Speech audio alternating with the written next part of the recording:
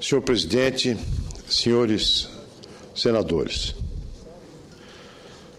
um governo que é complacente com a corrupção e com os corruptos, um governo que fragmenta a máquina pública federal em uma miríade de feudos e os distribui a partidos políticos, grupos, líderes, fragmentando a capacidade decisória e a própria legitimidade das decisões do Poder Executivo. Um governo que usurpa prerrogativas do Legislativo ao abusar da edição de medidas provisórias, que atropela poderes constituídos com medidas tomadas improvisadamente, não é capaz de dar garantias aos investidores e muito menos segurança jurídica ao ambiente de negócios, indispensável para que o Brasil possa retomar o caminho do crescimento, da produção e do desenvolvimento. Os males que acarretam esta confusão institucional, esta degradação institucional promovida pelos governos do PT, ficaram evidenciados esses males na semana passada, quando 4 empresas gigantes do petróleo desistiram de participar do primeiro grande leilão do pré-sal, onde estava em jogo o campo de Libra, cuja exploração suscitava e suscita as expectativas mais otimistas. Considerado esse campo a maior oferta, maior reserva de petróleo existente conhecida no mundo de hoje. A maior reserva de petróleo conhecida hoje não despertou o interesse das 2 maiores petroleiras, que pularam fora, não entraram, e de 2 outras empresas gigantescas. Me refiro à Exxon e à Chevron, primeira e a segunda empresas petrolíferas do mundo, em valor de mercado, e as 2 empresas britânicas, a BP e a BG, que se afastaram do leilão. Resta como saldo um grupo de 11 empresas que se habilitaram, 11 empresas que ficam na competição, se é que nenhuma delas vai desistir daqui até lá. Fica frustrada a expectativa da Agência Nacional de Petróleo, que organizou a licitação, que esperava cerca de 40 empresas a participarem do leilão. Em consequência disso, é que nós temos hoje um pequeno grupo de empresas e pouca competição. Há muitos fatores que explicam essa frustração. Pode-se dizer que está em marcha nos Estados Unidos e no mundo a aplicação de uma nova técnica de extração do óleo de rocha, óleo de folhelo, que é alardeada como uma nova revolução energética, embora, na minha opinião, seja ainda prematuro nós afirmarmos que estamos diante de uma revolução neste âmbito. Mas o fato é que muitas empresas petrolíferas importantes estão se dirigindo para para a exploração do petróleo e gás nessa nova tecnologia. Há expectativa, nesse momento, de reservas importantes também a serem exploradas na África Ocidental, no Círculo Ártico, novas reservas no Golfo do México. Mas o fato, senhor presidente, é inegável. É que o experimentalismo da gestão petista, a invencionice demagógica, novidadeira, com que o governo anunciou a mudança do marco legal da exploração do petróleo depois da descoberta do pré-sal, trocando um caminho seguro, comprovadamente seguro, que foi responsável pela enorme expansão da produção da Petrobras, que é o modelo da concessão pelo modelo da partilha, é em grande parte o responsável por essa frustração. É responsável também pelo fato de, nos últimos 5 anos, não ter havido nenhum leilão de petróleo. Hoje, nós somos dependentes, a importação de gasolina é um dos itens mais deficitários da nossa balança comercial. Isso depois do presidente Lula ter anunciado a nossa autossuficiência em petróleo. Nós estamos hoje importando gasolina e, o que é pior, nós estamos importando etanol dos Estados Unidos. Importação de etanol, porque o Proálcool foi arrebentado por esse governo, em grande parte em razão da política de preços praticada pela Petrobras, que consiste em segurar o preço dos derivados de petróleo para disfarçar o seu fracasso no controle da inflação. É exatamente a mesma política que levou à destruição de grande parte do setor público brasileiro durante a crise do regime militar. Segurar as tarifas para combater a inflação. Quebrou-se o etanol, a Petrobras está descapitalizada, perdeu o valor de mercado, e é exatamente essa Petrobras, volto ao tema, que, pelas regras do novo modelo, o modelo da partilha, deve ser obrigatoriamente sócia em pelo menos 30% das empresas que vão explorar o petróleo no pré-sal.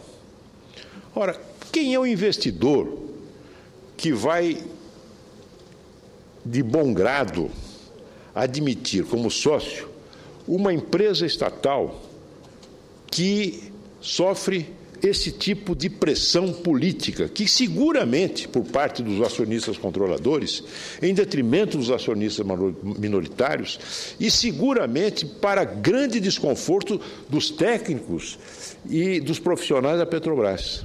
Quem é que vai admitir como sócio, em pelo menos 30% no seu empreendimento, uma empresa estatal gerida segundo pelos padrões com que a Petrobras é gerida hoje pelo governo do PT? Existem dificuldades imensas para, por si só, recomendarem cautela. Não se sabe a quantidade de óleo que será extraído de Libra, há uma incerteza sobre o preço do petróleo, até mesmo levando em conta essa chamada revolução do gás e do óleo de folhelo em curso nos Estados Unidos. Enfim, há uma série de fatores que por si só justificariam a cautela.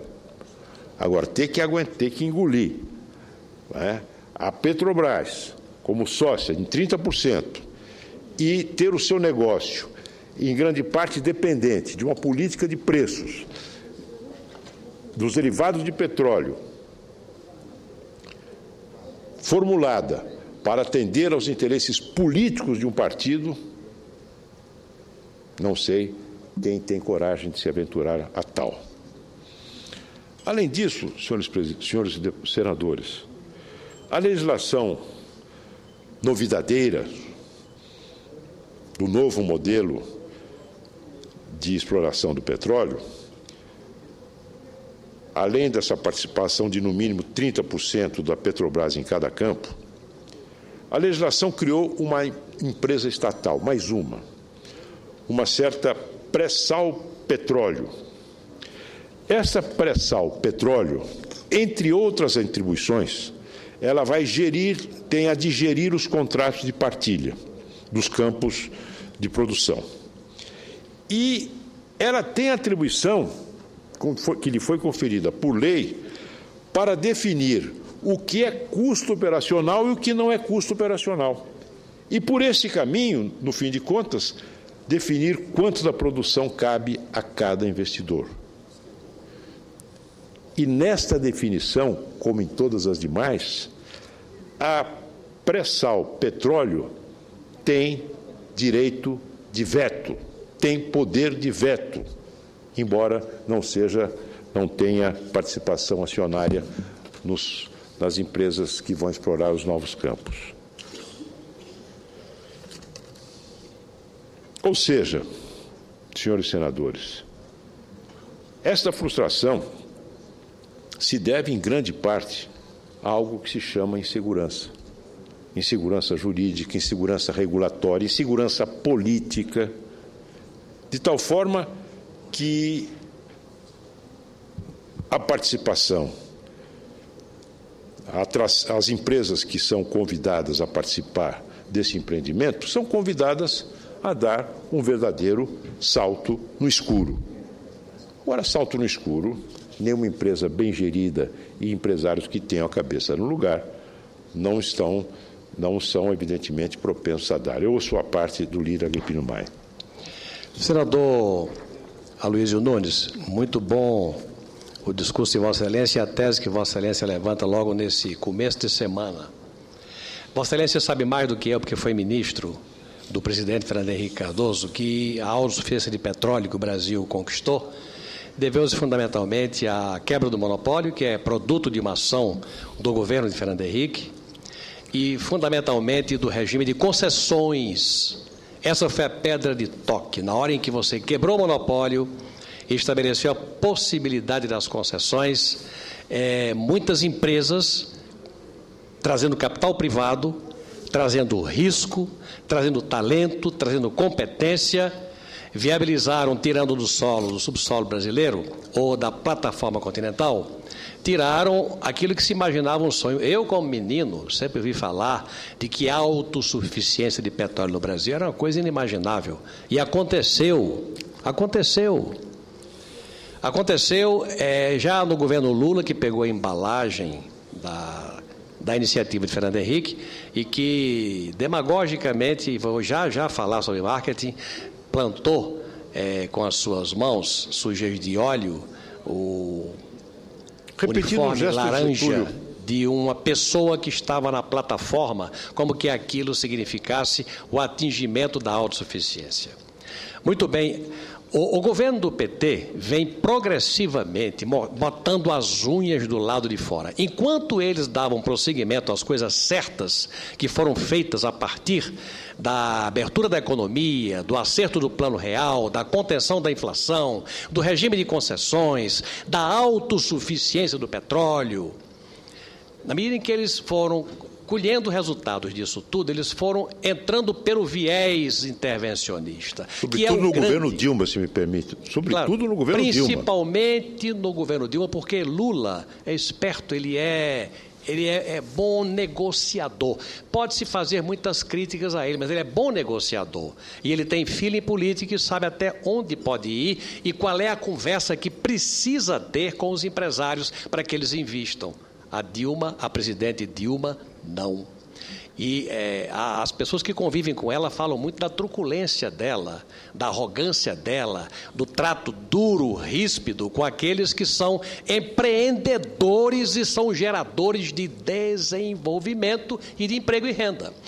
O que aconteceu, me permita dar uma contribuição ao discurso de Vossa Excelência. Com muito prazer. Foi o viés intervencionista. O que é que significa Libra? Libra é uma enorme perspectiva que significava, há 5 anos atrás, antes da descoberta do xisto dos Estados Unidos, o grande Eldorado em matéria de reserva energética no mundo. É verdade que a 6, 7 quilômetros de profundidade, mas com a tecnologia, em princípio, dominada, era uma questão de investir dinheiro e, tendo petróleo de $100, tudo dava certo.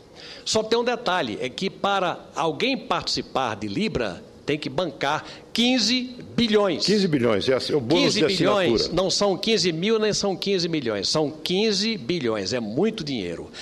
Mas seria pouco dinheiro se as pessoas, se os grandões que caíram fora, não tivessem medo de uma palavrinha chamada intervencionismo de um governo que não tem mostrado competência. Principalmente quando a Petrobras, que é quase da propriedade do governo brasileiro, está, como Vossa Excelência colocou, naufragando progressivamente. Asfixiada por questão de financeiramente. gestão de má qualidade. A ação Petrobras vale hoje um percentual do que valia há 10 anos atrás ou há 5 anos atrás. Por má gestão, por uso político da empresa para conter a inflação, quebrando a empresa e quebrando a oportunidade dela ter dinheiro para ter os 30% do regime de partilha. Essa é a pedra de toque. Mudaram uma coisa que deu certo para uma coisa que é uma aventura. A concessão produziu a autossuficiência de petróleo no Brasil. A partilha é uma aventura. Quem é que disse que Libra é o Eldorado do mundo? Não, tem muitos Eldorados no mundo. E o Brasil perdeu, vai perder a oportunidade de ter aqueles em quem podia confiar para valer, de que ganhando o direito de prospectar, iria botar petróleo e era uma questão de tempo. Tudo por conta de um modelo intervencionista. Essa é uma palavrinha que pode nos arrebentar e que pode tornar a economia brasileira cada dia menos competitiva. Parabéns a Vossa Excelência pelo seu discurso e pela oportunidade com que o pronuncia. Eu que agradeço uma parte que seguramente é melhor que o meu discurso. Agradeço imensamente a Vossa Excelência, como sempre, um senador eloquente, atuante, perspicaz, e que diz as coisas certas. Vossa Excelência fala em intervencionismo. Há determinados vícios que são agravados pela concomitância com outros. No caso, intervencionismo mais incompetência. Intervencionismo e incompetência. O governo do PT o PT demonizou ao longo de toda a sua existência as chamadas privatizações, a atração da iniciativa privada para a participação em investimentos de interesse público. Pois bem, até que num determinado momento, premido inclusive pela crise fiscal indisfarçável que o Brasil atravessa, o governo resolveu render-se à evidência, a necessidade de atrair investidores privados para suprir a capacidade financeira, gerencial do setor público, em setores importantes para o nosso desenvolvimento. Já vimos o que aconteceu com a Petrobras. A troca desastrosa de um modelo que dava certo por outro, que está dando errado. Simplesmente para dizer, olha, nós fizemos uma privatização, trouxemos empresas privadas, mas de um modelo diferente, do nosso modelo, o modelo do PT, o modelo da partilha. E o resultado é esse. O fracasso está à vista. Ainda a semana passada, constatamos mais um fracasso devido ao intervencionismo incompetente. Há o leilão das rodovias, 2 rodovias federais, a 050 e a 262. Que foram oferecidas à iniciativa privada sob a forma de concessão. A 050 foi arrematada por um consórcio de 9 empresas, nenhuma delas muito conhecida, nenhuma delas de grande porte, um consórcio de 9 empresas. Com o deságio em relação à tarifa que foi apresentada como uma tarifa de referência no leilão de 42%. Aí há alguma coisa de estranho, senador Agripino, senador Figueiró. Por que um erro tão grande? Por que uma divergência tão enorme entre a tarifa de referência que abriu a licitação e a tarifa pela qual que definiu o ganhador, o consórcio ganhador do leilão? É muito difícil explicar. Muito difícil explicar. A minha preocupação é que venha se repetir em relação a 050 o mesmo problema que ocorreu em relação a Regis Bittencourt e a Fernão Dias. Empresas mergulharam, apresentaram uma oferta lá embaixo, para que o governo fez um grande alarde disso, uma tarifa muito inferior àquela que seria efetivamente necessária para remunerar o investimento, e o resultado foi o fracasso. O fracasso agora não da concessão, não do leilão, mas da execução das obras, dos serviços a que elas se comprometeram. A Regis Bittencourt, por exemplo, até agora foi a Regis Bittencourt, por exemplo, tem o compromisso, contém em si a travessia da Serra do Cafezal, à altura no limiar do Vale do Ribeira, em São Paulo, e que deveria estar concluída há 3 anos. Agora anunciaram para 2017 a duplicação da Serra do Cafezal. Já a 262 não teve licitantes, que era a rodovia mais complexa. Complexa não do ponto de vista de engenharia, porque é simples, não tem grande complexidade. O senador Agrippina é engenheiro e dos bons, sabe que uma rodovia sem grandes obras de arte não é nada, não é uma coisa do Arco da Velha. Mas havia lá um risco DENIT, um trecho de cerca de 200 quilômetros que o DENIT deveria assumir. Resultado, nenhum investidor se dispôs a entrar no leilão, a arrematar uma rodovia que ficaria depois com um trecho no meio dela encravado, de responsabilidade do DENIT, que é incapaz de realizar qualquer coisa no tempo certo, ninguém ia se aventurar a isso. Pois bem, agora, o ministro Mantega, depois de ter atribuído o fracasso do leilão da 262 a ingerências políticas, não se sabe de quem, ele deveria ter dito de quem, mas não disse, são fatores políticos, quais? Eu não sei.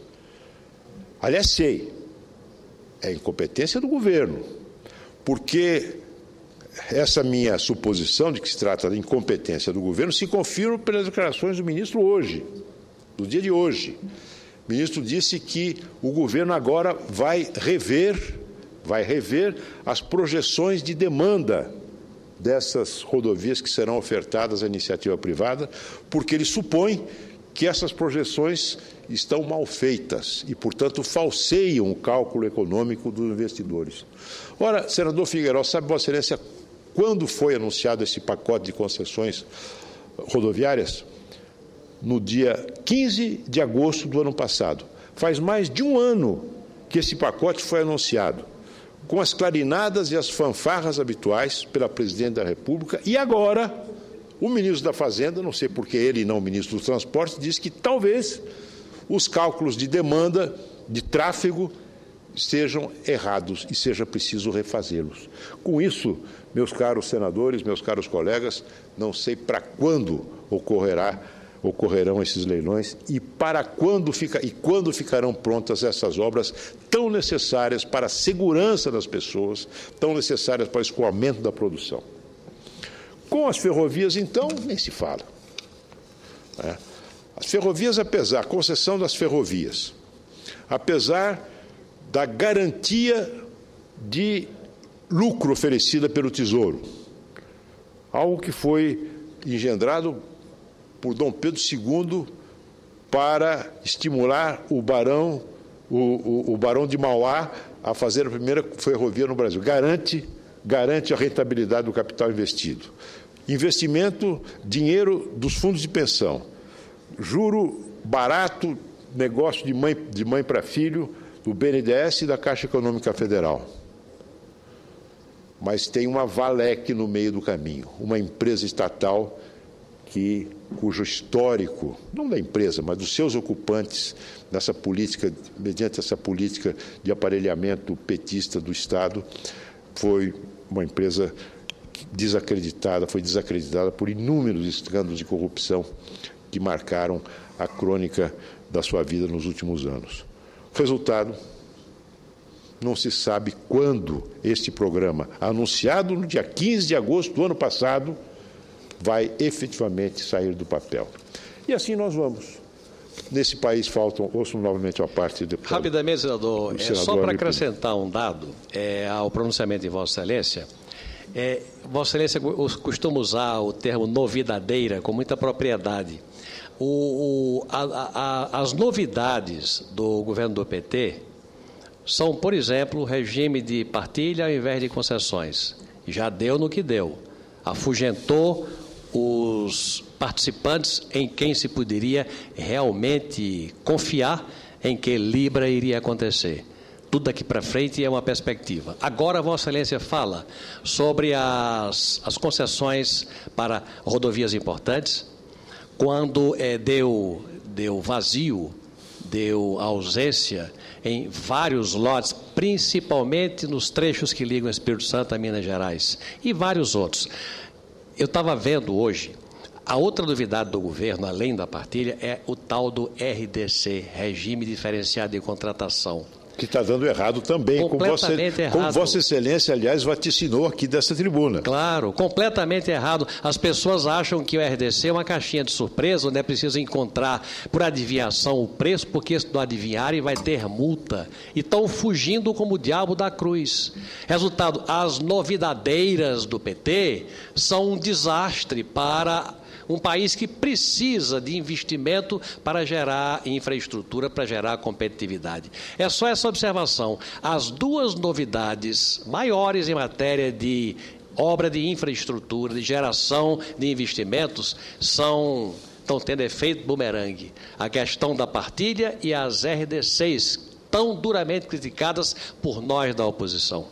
Agradeço mais uma vez a parte de Vossa Excelência. E com essas e outras, senhor senador Figueiró, creio que se aplica perfeitamente à situação de hoje a frase do ex-governador José Serra, publicada hoje na Folha de São Paulo. É que essas novidades e essa criatividade do PT, especialmente no governo Dilma, vai nos levar a uma situação em que teremos um país com petróleo sem poço e pedágio sem rodovia. Muito obrigado.